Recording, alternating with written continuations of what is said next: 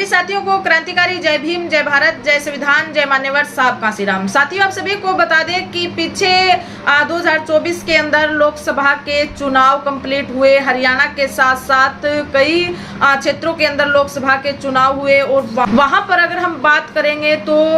एक तरफ कांग्रेस पार्टी जो नेशनल पार्टी है, वहीं पर भारतीय जनता जो पार्टी है, अलग अलग क्षेत्रीय दल हो या फिर जो बड़े दल हो, उनके साथ गठबंधन में वो किसी भी तरीके से सत्ता के अंदर काबिज होने के लिए तमाम तरीके की नीतियों पर चलते हुए, रणनीतियां अपनाते हुए वो सत्ता के अंदर आने के लिए ऐसी नीतियां बनाती हैं और हर एक संभव प्रयास उनकी तरफ से किया जाता है। दूसरी तरफ अगर हम बात करें तो बहुजन समाज पार्टी और एक जो पार्टी अभी जिस तरीके से उस पार्टी का विस्तार हुआ, आजाद समाज पार्टी जो अभी प्रेजेंट के अंदर जो चर्चा के अंदर चल रही है, और बहुजन समाज पार्टी जिसने पूरे देश के अंदर अलग अलग राज्यों में चुनाव फाइट किए, और एक नेशनल पार्टी जो बहुजन समाज पार्टी है, और उत्तर प्रदेश के अंदर 4 बार सत्ता के अंदर बहन कुमारी मायावती जी रही और वहां का जो शासनकाल रहा और वहां की जो सत्ता की बागडोर बहन कुमारी मायावती जी के नेतृत्व में चली, वो पूरे देश के अंदर जानी जाती है। इसी बीच अगर हम बात करें तो प्रेजेंट के अंदर जिस तरीके की राजनीति जो चल रही है, तमाम उन सामाजिक संगठनों पर, तमाम उन बहुजन समाज से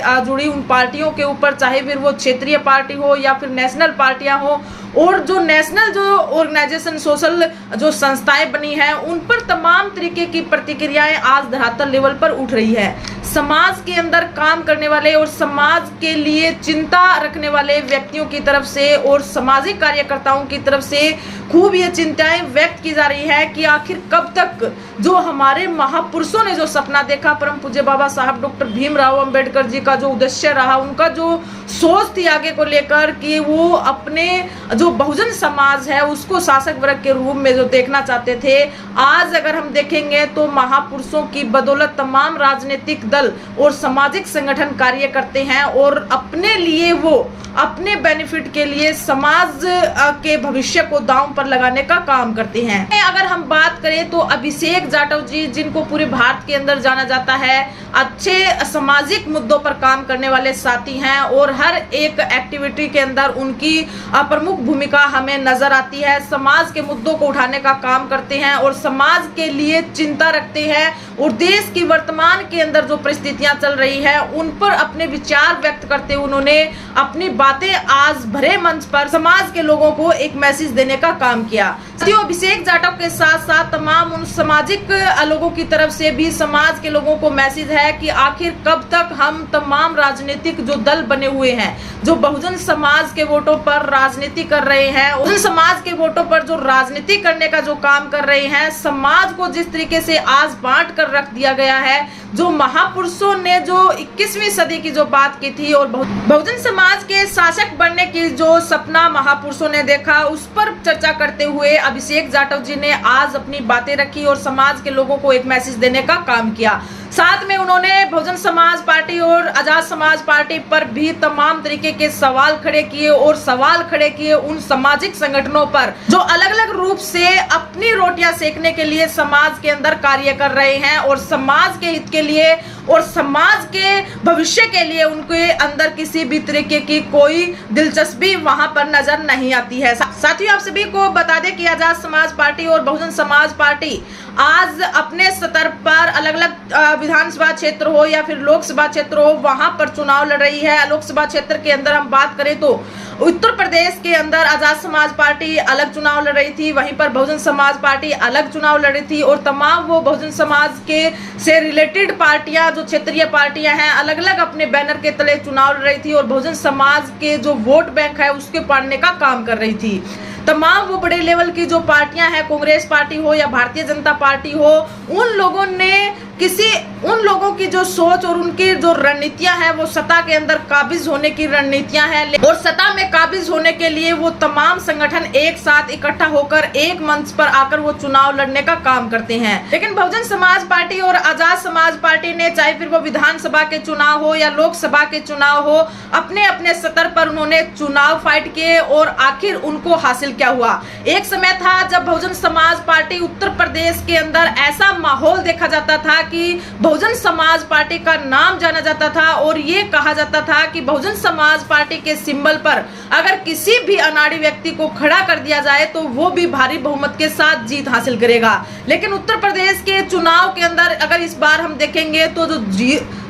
तो जो रिजल्ट देखने को मिला वो जीरो रिजल्ट देखने को मिला। आखिर ये परिवर्तन कैसे आया? आखिर एक समय में इतनी विशाल और इतने बड़े लेवल की पार्टी और आज उस पार्टी का ये हाल है। दूसरी तरफ आजाद समाज पार्टी जो के अंदर बनाई गई और नगीना से चंद्रशेखर आजाद जी ने चुनाव लड़ा और वहां से वो खैर उन्होंने जीत हासिल की। लेकिन जिस तरीके से अलग अलग क्षेत्रों के अंदर उनके प्रत्याशियों को खड़ा किया गया, हरियाणा की अगर हम बात करें, जम्मू कश्मीर की बात करें या अभी प्रेजेंट के अंदर झारखंड और महाराष्ट्र के अंदर भी चुनाव होने हैं और वहीं पर उत्तर प्रदेश के अंदर 10 विधानसभा सीटों पर उपचुनाव होने हैं। इसको लेकर जो बहुजन समाज की जो पार्टियां हैं, चंद्रशेखर आजाद जी हो या फिर बहुजन समाज पार्टी हो, उनकी तरफ से ये स्टेटमेंट दी जा चुकी है कि वो किसी भी हाल में जो क्षेत्रीय दल हैं या फिर आपस में वो एक साथ आकर चुनाव नहीं लड़ेंगे। साथियों, महापुरुषों ने जो बात की, बाबा साहब डॉक्टर भीमराव अंबेडकर जी ने जो बात की कि हमें संगठित होना है और जो संगठित होने की उनकी सोच थी और बहुजन समाज के लोगों को शासक बनाने की जो बात थी और हमारे महापुरुषों की जो विरासत थी, आज बहुजन समाज उस विरासत को संभाल नहीं पाया है। ये हम क्यों बोल रहे हैं? क्योंकि उत्तर प्रदेश के अंदर 4 बार सत्ता के अंदर रहने के बावजूद आज अगर हम देखते हैं तो बहुजन समाज पार्टी जिस तरीके से उत्तर प्रदेश के साथ साथ तमाम अन्य जहां पर भी चुनाव होते हैं वहां पर हमें जीरो रिजल्ट देखने को मिलता है। ये रिजल्ट क्यों देखने को मिलता है? क्योंकि हम तमाम तरीके के संगठनों में बटे हुए हैं, तमाम तरीके के हमने राजनीतिक पार्टियां बना ली है और अपने बेनिफिट के लिए, अपनी रोटियां सेकने के लिए हम समाज के अंदर उतरते हैं और समाज का सौदा करते हैं। साथियों, इस तरीके से अगर हम बटे रहेंगे, तमाम संगठनों के अंदर बटे रहेंगे, तमाम राजनीतिक दलों में बटे रहेंगे, तो जो महापुरुषों ने जो सपना देखा उसमें हम कभी भी सक्सेस नहीं होंगे, उस मुकाम तक हम कभी भी नहीं पहुंच पाएंगे। महापुरुषों का जो स्वप्न रहा, उन्होंने जो सपना देखा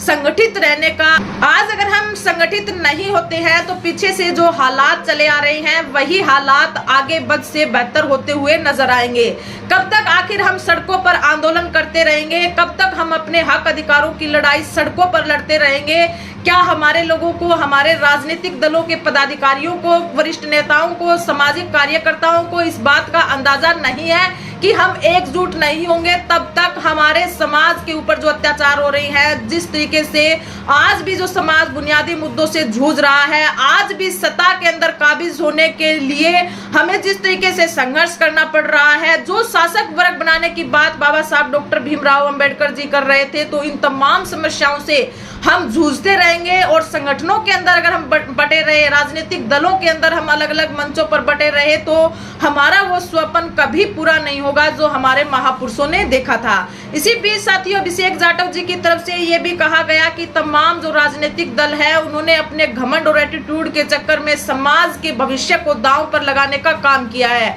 उन तमाम सामाजिक संगठनों को सोचना चाहिए, समाज हित के लिए सोचना चाहिए और परम पूज्य बाबा साहब डॉक्टर भीमराव अंबेडकर जी के दिए हुए नारे को, जो संगठित रहने का जो बाबा साहब डॉक्टर भीमराव अंबेडकर जी ने इशारा किया, उसको समझते हुए एक मंच पर आकर उन्हें चुनाव लड़ना चाहिए। जब तक तमाम राजनीतिक दल एक साथ एक मंच पर आकर जब वो चुनाव फाइट कर सकते हैं, सत्ता में काबिज होने के लिए वो तमाम तरीके के षड्यंत्र और रणनीतियां अपना सकते हैं, तो फिर आखिरकार बहुजन समाज के इतने संगठन और राजनीतिक पार्टियां उन विचारधाराओं पर चलने का काम क्यों नहीं करती है? जब हमारा लक्ष्य एक है, हमारी विचारधारा एक, तो फिर हम एक मंच पर क्यों नहीं आ सकते? अगर हम एक मंच पर नहीं आएंगे तो हमारा शोषण जिस तरीके से पीछे होता आया है, आगे भी इस तरीके से होता रहेगा। अगर बहुजन समाज प्रगति और उन्नति की ओर जाना चाहता है, अगर बहुजन समाज के अंदर तमाम जो राजनीतिक पार्टियां बनी हैं, सामाजिक संगठन बने हैं, वो वास्तव में समाज हित के लिए सोचना चाहते हैं, समाज के लिए कार्य करना चाहते हैं तो उनका जो सर्वोपरि कार्य है उन्हें एक मंच पर एक साथ इकट्ठा होकर आना ही पड़ेगा। अपना एटीट्यूड और अपना घमंड छोड़ना ही होगा। अगर आप अपना एटीट्यूड और घमंड नहीं छोड़ते हैं तो आपका जो रिजल्ट है वो जीरो रहेगा। ये फिर विधानसभा चुनाव हो, लोकसभा चुनाव हो या फिर लोकल चुनाव हो, उसके अंदर आप सभी को इस रिजल्ट को, जो जीरो रिजल्ट आप सभी को देखने को मिल रहा है, वो आप सभी को जीरो ही नजर आएगा। जब तक आप एक नहीं होंगे, जब तक आप तमाम जो सामाजिक संगठन है, तमाम जो राजनीतिक दल है, वो एक साथ एक मंच पर आकर चुनाव फाइट नहीं करते हैं तो जो रिजल्ट है वो जीरो होगा और उसका बेनिफिट तमाम पूंजीवादी पार्टियां जो है वो उठाती रहेंगी। इसलिए बहुजन समाज के तमाम राजनीतिक दलों को और संगठनों को ये समझना होगा, एक साथ एक मंच पर आना होगा। और ये बात अभिषेक जाटव जी की नहीं है, ये तमाम जो हरियाणा के अंदर चुनाव हो रहे थे तो भी धरातल लेवल पर ये बातें उठ रही थी कि आजाद समाज पार्टी और बहुजन समाज पार्टी को एक साथ में आना चाहिए और जो सामाजिक संगठन है उनको एक साथ में आना चाहिए, तभी हमारे महापुरुषों का स्वप्न पूरा हो सकता है और महापुरुषों की जो विरासत है उसको हम संभाल कर रख सकते हैं। इसी तरीके से बहुजन समाज से जुड़ी हुई तमाम खबर देखने के लिए आप हमसे जुड़े रहें और वीडियो को ज्यादा से ज्यादा शेयर कीजिए, चैनल को सब्सक्राइब कीजिए। धन्यवाद।